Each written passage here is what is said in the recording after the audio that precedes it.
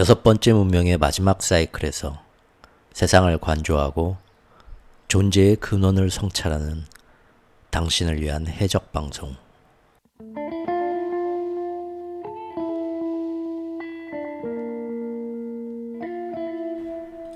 최후의 오크의 경제 이야기.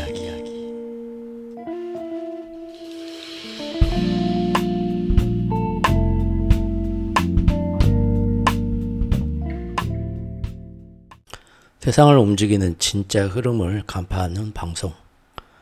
최오크의 해적방송 2024년 10월 15일 방송 시작하겠습니다. 첫 번째로 테슬라하고 엔비디아 얘기 좀 해보겠습니다.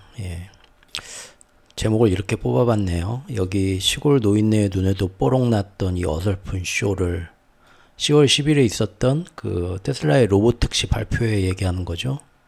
그를 왜 소위 그 잘나신 테크 전문가라는 대단한 유튜버들은 왜 그걸 찝어내지 못했을까? 무슨 얘기냐면요.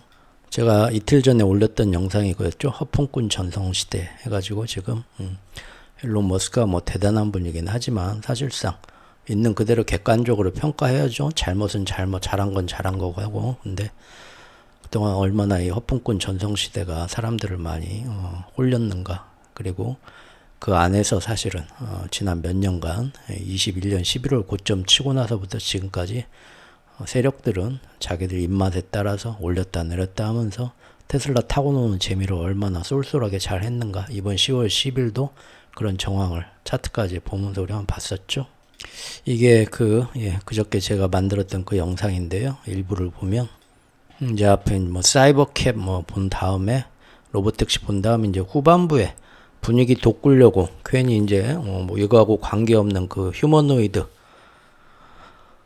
우리 로봇 저기 그 옵티머스인가요? 걔네들 데리고 왔었죠. 그거 제가 좀 신랄하게 좀 깠었죠. 중간에 또 로봇들 나오네요. 로봇들이 다 양반 로봇이어가지고 얘네들은 빨리 안 걸어요. 체면이 있어서 아주 천천히 걸어 나오죠. 그것도 옆에서 보면 넘어질까봐 조마조마하면서 행사위원들이 지금 옆에서 따라가는 이 모습이 네. 그리고 이제 그 외에도 그날 이제 여러 가지 로봇 모습을 보면서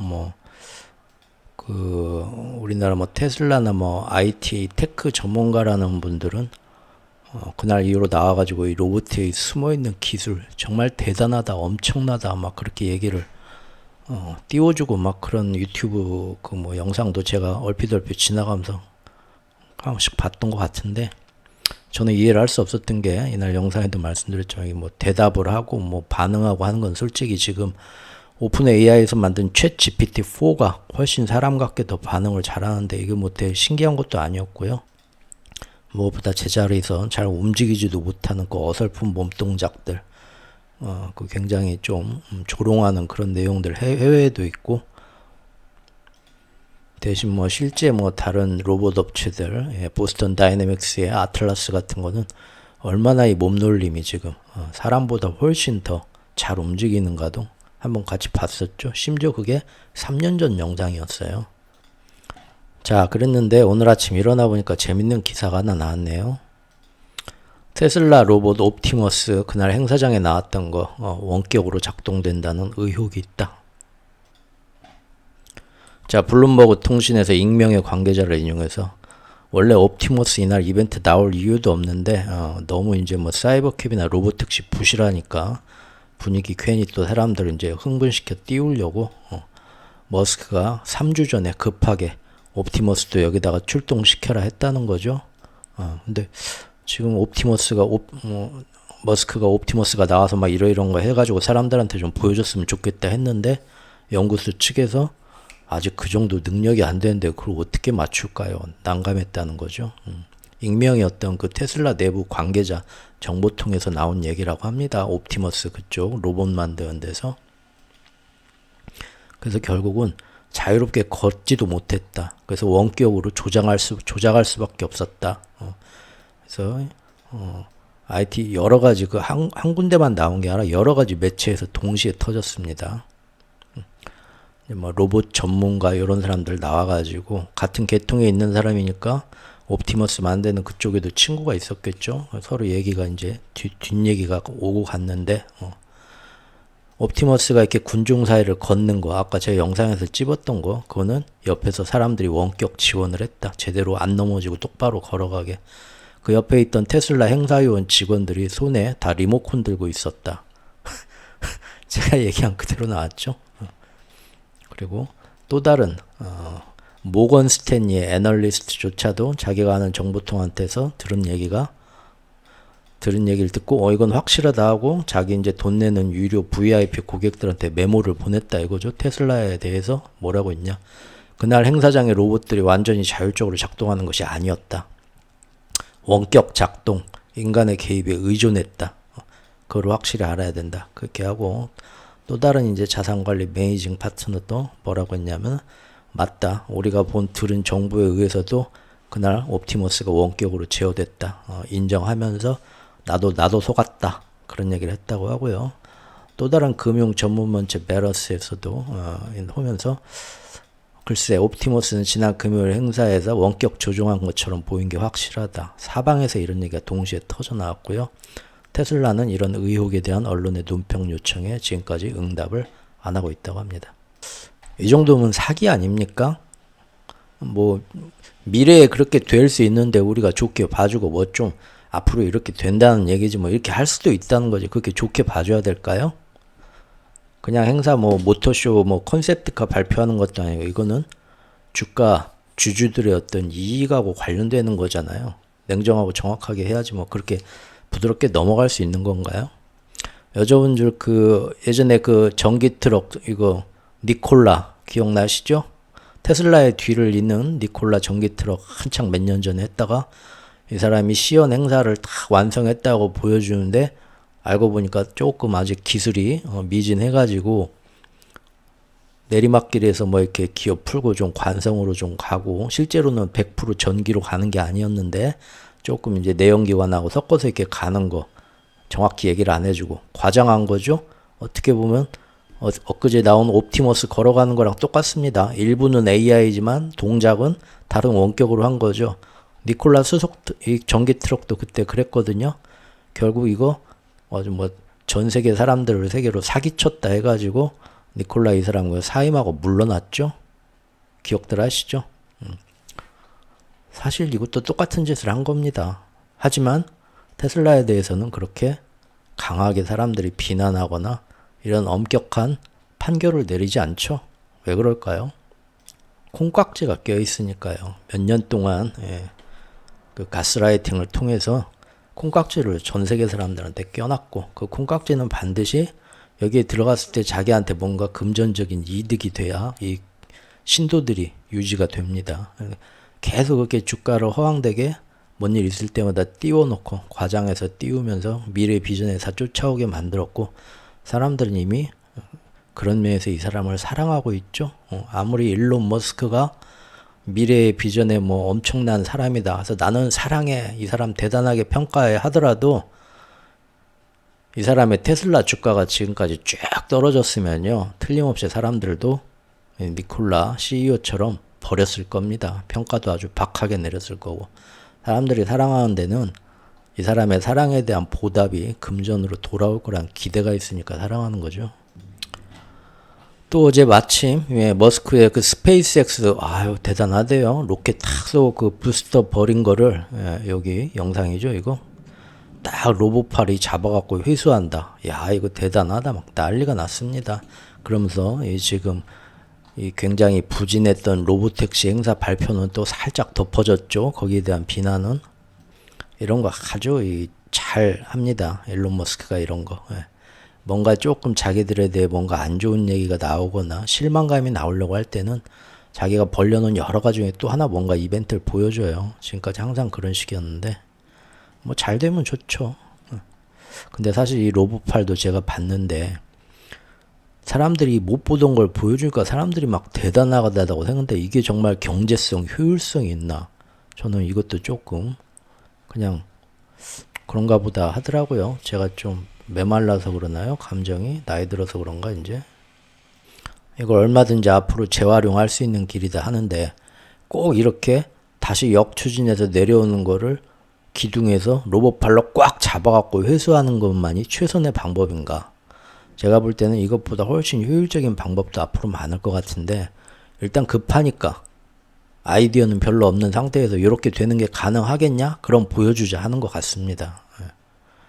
이날 봤는데 이거 쭉 내려오는 거 이 옆으로 오면서 발사대가 요거를 또 꽉 잡던데 그때마다 여기 엄청난 충격이 오거든요. 발사대가. 근데 발사대 이거 또 거기다가 여기 그대로 다음 우주선에서 또 쏘아 올려야 될 거 아닙니까? 그럼 이 발사대가 굉장히 똑바로 기립해 있는 거 아주 정밀하게 그것도 굉장히 중요한데 내구성이 이거 회수해서 받을 때마다 제가 보니까 이거 막 카메라도 흔들리더라고. 이거 받는 순간 그 충격에 정말로 앞으로 이게 최선의 방법이고 효율성이 있는가 그런 거는 근데 지금 검증이 안 되죠. 그냥 그때그때 뭐 하나 새로운 거 했다고 보여주는데 급급한 건데 아무튼 그렇습니다. 예. 테슬라 이제 재미로 얘기했고요. 너무 깊게 들어주지 마세요. 예. 엔비디아가 또 재밌죠. 그날 테슬라 염새 엔비디아의 얘기도 했었는데 엔비디아가 엊그제까지 재밌는 일이 벌어졌죠. 네, 엔비디아 차트입니다. 예, 엔비디아도 지금 이미 6월 중순부터 세력들은 여기 전에 싹 빠진 거 얘기 드렸고요. 내려가는데 이제 AI에 대한 어떤 그런 거에서 이미 다 후퇴를 했고 사실상 AI의 거품은 빠졌지만 그럼에도 불구하고 지금 예, 국가들과 빅테크의 어떤 앞으로 안 보고 무조건 선점하겠다는 그 포모 같은 욕심 때문에 오직 돈을 버는 거는 엔비디아와 TSMC 같은 회사들이죠.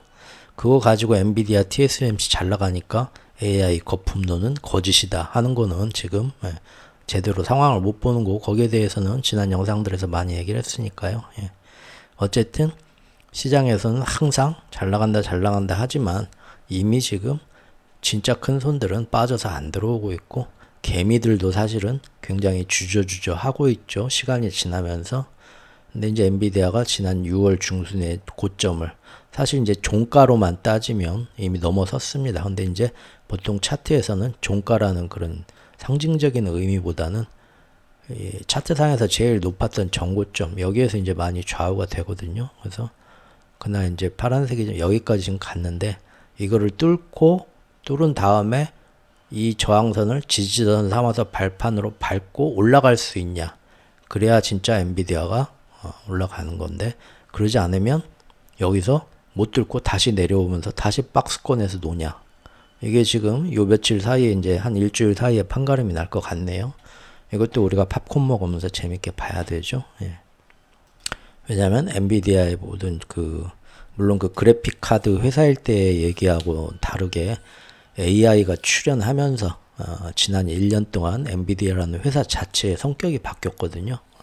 그러면서 지금 엔비디아가 엄청나게 갑자기 시총 10위 안에 들어가는 세계적인 회사로 급성장해버렸는데 사실 1년이 다 돼가면서 엔비디아가 실제로 AI가 실제로 사람들이 생각한 것만큼 그런 결과를 빨리 못 가져다 최소 10년에서 15년 더 가야 된다라는 게 거의 지금은 공공연한 비밀로 아는 사람은 다 아는 사실이 금년 상반기까지 돼버렸고 그 와중에 남은 퀀텀 펀드 같은 퀀텀이 아니라 퀀트죠. 예, 퀀트 펀드 같은 세력, 찌그만한 이제 세력들하고,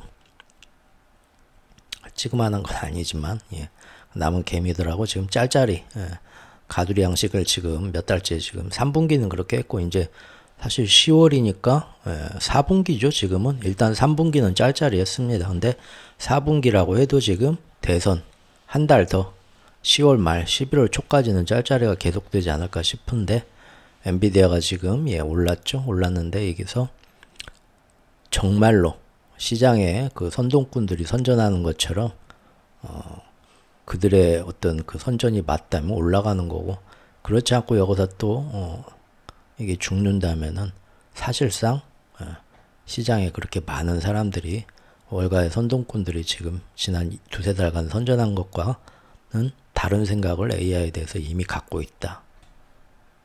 즉 지금 현재 시장에서 AI에 대한 포모 확실히 돈 벌겠지 계속 투자해야겠지 하는 그런 조바심과 실제 시장 투심에 대해서 지금 어느 정도 수준인가 단기적인 가늠자 지표가 될 예정인 것 같습니다. 엔비디아 주가가. 첫 번째 주제 여기까지 했고요. 다음 주제로 넘어가 보겠습니다. 5개의 별, 5개의 인연. 인간과 영물이 진화를 거듭하며 부딪히게 되는 시련과 가치들, 그리고 깨달음. 야차요. 지금 이 오래된 이야기를 무료로 읽으실 수 있습니다. 네이버 카페에서 최후의 오크의 이야기 세상을 찾아주세요. 감사합니다. 두 번째 얘기는 선거 얘기 좀 해볼까요? 바로 제가 얼마 전 영상에서부터 최근의 영상들에서 이제 중동 전쟁 시작되고 해서 갑작스럽게 달러가 쫙 오르는 현상들에 대해서 지난 한 일주일, 2주일 동안 보면서 사실상 이것은 세력들이 해리스를 처음에 연준의 빅컷으로 이번 선거에서 어느 정도 물심양면 지원을 해주고 유대 금융 세력도 다 붙었지만 어차피 지금 더 중요한 것은 마스터 플랜이기 때문에 해리스를 미리부터 이제 선거가 약 한 달 정도 남았지만 지금 이제 한 3주 정도 남았죠. 3주 정도 남았지만 은근히 기대를 접고 이미 사실상 어느 정도 포기한 게 아니냐. 그게 우려스럽다. 그런 얘기 몇 차례 했던 거 기억들 하실 겁니다. 그런데 어제 오늘 이탈간 봤더니 거의 정말 그런 정황들이 나오는 것 같습니다. 자, 다시 한번 차트 보시면서 그 움직임을 보시죠. 예. 원래는 연준 빅컷하고 달러가 더 내려가야 됐는데 이 사이에 중국이 판공성하고 시진핑이 나와서 외국 자본이 다시 들어오게 해서 중국 경제를 살리려고 여러 가지 부양책 사실 내놓을 풀 돈도 없는데요. 과장만 하고 이때 재밌게 봤었죠. 그 중국 시리즈 3개 보면 정말 나 좀 경제나 이런 이쪽에 자산 시장에서 좀 내공을 키우고 싶다는 건 정말 아주 좋은 어떤 기회가 되셨을 거라 보는데요. 어쨌든 달러당 7 위안 밑으로 내렸죠. 일단 우리가 봤던 게 여기 이 보라색 라인 7.09, 7.08 위안 달러당 이 위안 넘으면서 외국 자본이 살짝 관심을 가지게 되고 이 밑으로 내리면 다 들어오는 거죠. 실제 그래서 뭐 유로화로 표시되는 중국 채권 같은 것도 이때 엄청나게 막 팔려고 그랬습니다. 이대로 가면 중국은 지금 나올 돈은 없지만 외국 자본이 들어오면서 이 돈으로 한번 잘해봐 하면서 그 돈으로 살아날 수가 있죠. 그건 막아야 되죠. 그래서 지금 그때부터 사실 중동 전쟁이 네타냐후가 치고 나가면서 전면전으로 번졌고요. 지금 헤즈볼라 치면서 동시에 이제 여러 가지 선진국들과 공조를 했던 거 우리 다 봤던 겁니다. 그래서 달러를 쭉 끌어올리는 거 봤죠. 근데 이렇게 달러가 쭉 끌어올려지면서 미국 국채 금리도 같이 우리 너무 빨리 금리 인하에 배팅했나 하면서 쫙 올라오죠. 10년물 금리입니다. 그렇게 해서 중국 국경절 연휴에 중국 위안화 좋아지려다가 다시 쫙 끌어올리는 거 봤었습니다. 화폐 전쟁이죠. 대신 이렇게 끌어올리니까 다시 10년물 금리가 이렇게 올라가면서 사람들의 어떤 대출 금리, 미국 사람들의 대출 금리가 빅컷을 했음에도 크게 움직이지가 않죠. 실제로 모기지 금리부터 해갖고 모든 게 지금 뭐 상업용 부동산의 뭐 어떤 금리나 뭐 이런 것들이 빅컷을 나라에서 해줬는데도 떨어지질 않습니다. 지금 이런 효과 때문에. 그러니까 경제로 앞으로 뭐 사람들 주택 문제 관심 많은데 해리스가 가서 앞으로 뭐 집 여러분이 새로 살 때 보조금도 주고 뭐 금리도 싸게 해주고 말을 하는데 시중에서 반대의 움직임이 나오니까 사람들이 해리스의 공약을 듣고도 피식피식 웃는 거죠. 해리스한테 도움이 안 됩니다. 더구나 전쟁이 갑자기 중동 전쟁이 더 커지니까 왜 이렇게 해리스와 바이든 돈을 그렇게 퍼주면서도 이런 거 하나 막지도 못하냐. 참 이게 미국의 카리스마가 없네 하면서 상대적으로 트럼프가 더 주목받는 효과가 나오죠. 하지만 그럼에도 불구하고 지금 항상 제가 꾸준히 그전에도 말씀드렸지만 선거에서 누가 되냐보다 마스터 플랜이 더 중요하거든요. 그래서 결국은 이 방향으로 갔고 이렇게 가면은 방금 말씀드린 것처럼 해리스한테 안 좋은 영향이 온다는 걸 알면서도 간 거거든요. 그러니까 이 움직임을 만약에 앞으로 계속 대선 3주까지 계속 갈 것 같은데 가면은 결국은 해리스를 버린다는 의미다. 별 기대를 안 하고 그렇게 우리가 봤었죠. 기억들 하시죠? 실제로 일본의 엔화도 이시바가 나와서 그때부터 갑작스럽게 엔화 약세를 유도하면서 달러를 받쳐주고 같이 이제 중동 전쟁부터 해갖고 동조를 해줬는데 보면은 145엔이 아니라 150엔까지 그냥 끌어올리고 지금 별 간섭을 안 하고 있습니다. 150엔 가까이 갈 때 그 일본 그 환시장의 그 재무 담당자가 한 명 나와가지고 환시장의 움직임 좌시하지 않겠다 보고 있다 말은 했지만 정확히 어느 정도 개입해서 뭐 어느 선에서 그런 구체적인 얘기를 안 했어요. 그러니까 여기서 브레이크 한번 걸어주고 사실 150엔에서 내릴 마음이 없어 보입니다. 제가 볼 때는. 그러면서 사실 달러도 지금 우리가 위험해 하는 102.99까지 어제 오늘 사이 넘어버렸죠. 자, 이렇게 되면 사실은 해리스한테 전혀 도움을 안 주겠다는 얘기입니다. 그래서 지금 보면은 위안화가 비록 7.0 위안화 한번 찝어보고 다시 또 위안화가 약세로 빠졌지만 외국 자본들 다시 관심 있게 돌아오게 만들려면 우리가 봤던 게 최소 이 보라색 선 요거는 지금 밑으로 좀 내려줘야 된다 봤던 거죠. 그래서 며칠 동안 2차 부양책, 3차 부양책 사실 돈 내놓을 것도 없는데 입으로만 떠드는 건데 어떻게든 희망을 가지고 앞으로 진짜 조만간 금리 날 거가 미리 좀 들어와서 우리한테 투자해라 하던 거를 여기서 자꾸 중국은 요 밑으로 내리려고 할 거고요. 미국과 기축통화 세력은 세계 국제정세를 이용해서 다시 끌어올리려고 할 거고 이 싸움 한 3일간 했어요. 근데 어제부터 더 치고 올렸죠. 그래서 102.99 위로 달러가 오르는 사이에 위안화 결국은 요 보라색 아래로 못 내리고 오늘 빵 떴습니다. 못 내기는 거죠. 기축통화 세력을. 하지만 이렇게 되면서 해리스는 굉장히 불만이 많아지겠죠. 어제 시장에서 뭐 연준의 2인자라는 윌러 연준 이사도 나와가지고 앞으로 금리 인하 굉장히 천천히 해야 될 것 같다. 비컷 안 한다는 얘기죠. 더 이상의 비컷은 없다는 얘기죠.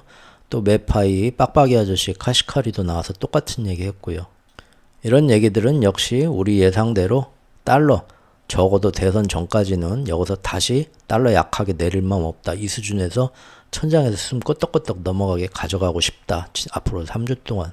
그 얘기를 우리가 받아들여야겠죠.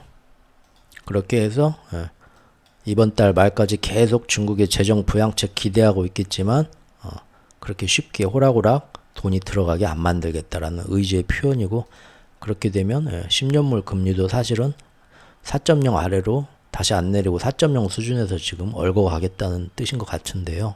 이것은 바로 우리가 지난 9월 추석 연휴 전까지 봤던 1차, 2차, 3차 이벤트에서 그때 그 해리스와 트럼프의 TV 대선 토론 딱 보고 그때부터 우리가 봤던 거 이거는 사실상 앞으로 뭐 언론들은 어떻게 나올지 모르지만 언론의 내용과 상관없이 세력들은 이미 해리스라는 카드로는 트럼프를 앞으로 확실하게 제압하기는 힘들 것 같다.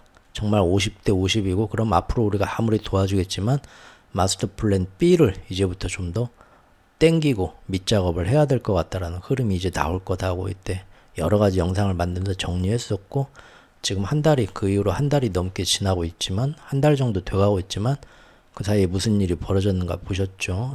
우크라이나 전선과 중동 전선 더 크게 이 사람들이 세팅을 했고 그리고 이제 그 와중에 아까 금융 전쟁까지 봤고요. 그리고 역시나 시간이 지날수록 샤이 트럼프들의 힘이 점점 더 세게 작용하는 거 이제 알고 계시죠? 이제 3주 남았습니다. 어제 나온 기사인데요.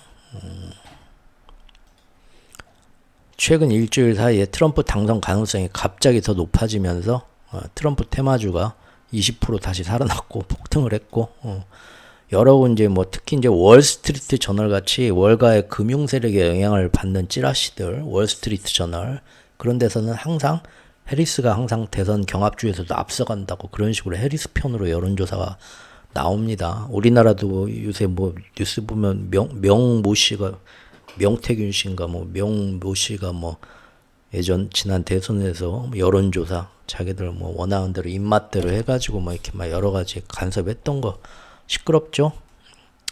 미국도 이제 자기들 입맛대로 여론조사가 나오는데 그렇게 가리려고 해도 이제 못 가리죠 점점. 지난주에 세 곳의 대선 베팅 사이트 여론조사는 그렇다 쳐도 항상 정치 베팅 사이트, 폴리마켓 같은 거, 이것도 우리가 그때 예전부터 영상에서 우리 아주 계속 주의 깊게 봤던 거죠. 왜냐하면 전화해가지고 여러분들한테 이재명 지지합니까? 윤석열 지지합니까? 하면은 여러분들 이놈 새끼가 전화 받는 순간 대부분의 사람들이 절대 내 속에 있는 얘기 그대로 안 해. 감추고 위장하는 분들 많거든요. 얘기하기도 싫다랄지 색안경 끼고 그런 분들이 많지만 도박판에서 돈 걸고 하는 거는요. 정말 최대한 객관적으로 분석을 해갖고 내놓습니다. 실제 예전 그 데이터에서도 도박판의 어떤 예측이 훨씬 더 여론조사보다 더 선거 결과를 봤을 때 아주 그 정확성이 있다는 게 여러 번 드러났고요. 그런데 바로 그런 정치 도박 시장의 그 조사에서 트럼프가 갑작스럽게 크게 역전하고 있습니다. 지금 특히 민주당 해리스가 믿던 히스패닉 지지율 60% 이하로 떨어졌고요. 지금 트럼프 승리 예측 확률이 급상승했는데 특히 경합주인 펜실베니아에서 지금 난리가 났죠. 지금 폴리마켓에서 트럼프의 당선 확률이 54.8%고요. 해리스가 44.8%로 지금 상당히 많이 벌어졌습니다. 전국 지지율은 항상 꾸준하게 해리스가 조금 더 오차범위에서 앞서는 걸로 나옵니다. 하지만 도박판의 예측 확률이 지금 10% 차이나 지금 벌어지고 있다. 오바마가 지금 열심히 유세 현장에 나가가지고 유색인종, 백인 남성들, 흑인 남성들이 또 특히 해리스를 이상하게 안 찍어주니까 정신 차려라 이놈들아 하면서 얘기를 하고 있지만 잘 안 먹게 되는 것 같네요. 자, 이처럼 세력들이 해리스보다는 마스터 플랜 B를 위한 움직임이 더 커지면서 해리스 선거운동에 오히려 이렇게 차질을 빚고 있죠. 그러다 보니까 해리스 캠프 안에서도 지금 굉장히 불만의 소리가 나오고 있습니다. 특히 정치판에서 기존 백악관에서 바이든 선거 캠프에 있던 바이든 파벌들, 그 사람들은 바이든이 연임하면 자기들의 어떤 정치에서 어떤 자리, 근사한 감투 자리라도 그대로 유지가 될 줄 알고 있으니까 정치 생명을 걸으면서 충성을 했겠죠. 재밌는 게 우리나라 정치판도 여러분들 옆에 구경 가신 적이 있는지 모르겠는데 지방선거나 그런 데 가면은 얼마나 아직도 우리나라가 정치 후진국이냐면 옛날 일제시대 때 공사판 오야분 그쪽 그 조직 그 문화 그대로입니다. 그 옆에 붙는 게 지방선거만 해도요. 옆에 시의원 선거만 해도요. 옆에 붙는 사람들은 다 그 지역에 종합상사 건설 그 뭔 사업을 해가지고 어떤 아파트에 뭐 들어갈 때 뭐 그런 거 이권으로 얼마나 큰 돈을 벌 수 있을까 하는 애들이 가가지고 근데 그런 사람들이 또 다 그렇게 대부분 양아치 출신들이에요. 그 정치판에 모인 사람들이 우리 주변에서 볼 수 있는 가장 양아치스러운 사람들이 다 모여있다는 겁니다. 제일 질이 떨어지는. 문제는 그런 사람들을 뽑아주는 국민들이 문제겠죠. 우리가 좀 각성을 해야 됩니다.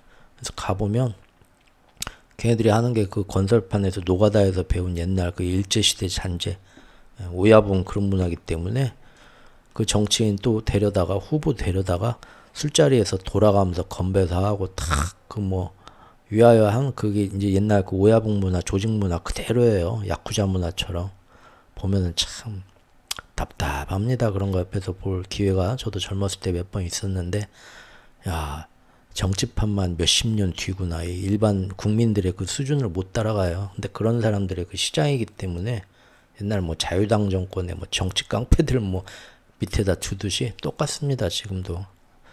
그런 사람들이 나중에 다 자기가 미는 그 수장이 저기 선거에 당선이 되면 막대한 어떤 뭐 정치판에 한 자리를 얻을 수도 있고 경제판에서 어떤 그 이제 큰 이권 대표적인 게 뭐 여러분들 시의원 선거에서 누가 당선되면 그 사람이 어디에 택지지구 개발하면서 아파트 같은 거 들어갈 때 그 아파트에 뭐 다 들어가는 뭐 확장공사 할 때 들어가거나 뭐 변기 뭐 그런 거 다 딱 들어가는 애들 그 납품하는 애들이 다 그 선거운동 해주던 애들이에요. 어딜 가나.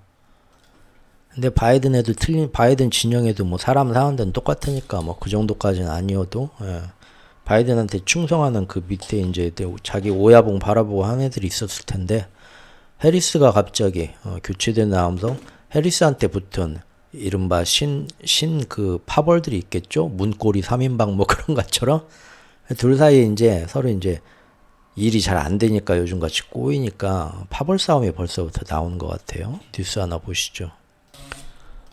자, 해리스 팀과 바이든의 백악관 사이 관계가 점점 안 좋아지는 것 같다.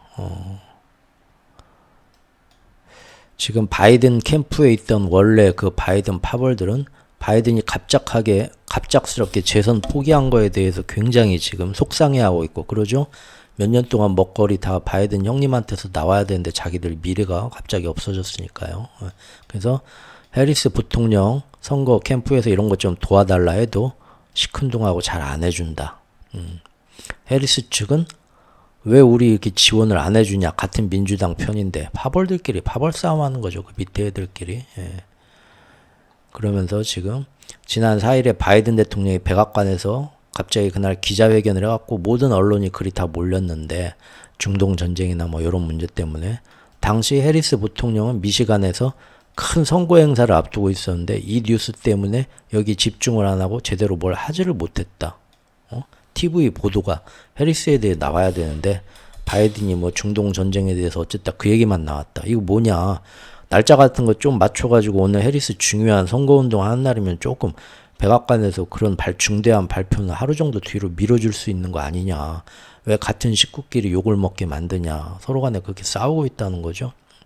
결국 이 얘기는 우리가 본 것처럼 진짜 큰 세력들이 뭡니까? 네, 기축통화 세력들이 해리스 선거운동 그런 거보다도 지금 당장 중동 전쟁 어떻게 세팅하면서 국제정세 몰고 가는 거를 더 우선순위로 두고 있다는 거고 그것 때문에 해리스는 소외받는 그런 느낌을 받고 있어서 둘 사이에 감정의 앙금이 쌓이고 있다. 그런 얘기죠.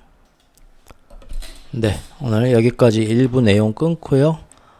잠시 후 2부 내용은 이처럼 지금 세력들이 만드는 이 중동 전쟁의 목적은 바로 브릭스를 압박해가지고 앞으로의 달러 패권, 기축통화 패권을 지키려는 거는 이게 마스터 플랜인 거는 알고들 계시죠? 그래서 그 모습이 지금 우리가 중동 전쟁이 막 유가가 어떠냐 그것만 보는데 유가도 문제지만 사실은 중동 전쟁이 지금 어떤 식으로 가고 있고 그걸 이용해서 지금 어떻게 브릭스를 압박하고 와야 하려는 그 밑에 숨은 국제정세의 흐름 요거 한번 보고요. 그 연장선상에서 지금 한반도의 긴장도도 어제 오늘 사이 높아지고 있는 거 뉴스들 봐서 아시죠? 북한 평양 상공에 어떤 무인기가 들어가가지고 김정은 개새끼 하는 삐라를 뿌렸다. 이거 용납 못한다 해가지고 지금 북한이 우리 휴전선 부근에 있는 모든 그 포대 얼마 전에 그 몇 달 전에 이놈들이 포대를 휴전선으로 장사포 막 해가지고 서울을 쑥대밭을 만들 수 있다는 그 포대를 전진 배치했는데 그 포대들을 전부 다 지금 바로 발사할 수 있도록 비상 상황으로 가동을 어제 시켜놨습니다. 예, 상당히 좀 심각하죠. 바로 이런 것도 지금 이 기축통화 패권전쟁, 금융전쟁의 연장선상에서 어떤 모습인가 한번 보고요. 그리고 기축통화 세력들이 왜 그렇게 트럼프는 제발 자기 좀 봐달라고 하는데 둘이 이렇게 합이 안 맞는가. 그래서 그 와중에 지금 진짜 자산시장의 큰 손과 세력들은 끝까지 안전지대에 숨어 들어가고 있는데 그 와중에 또 워렌 버핏 할아버지의 재밌는 모습도 살펴보는 시간까지 2부에서 가져보도록 하겠습니다. 잠시 후에 찾아오겠습니다.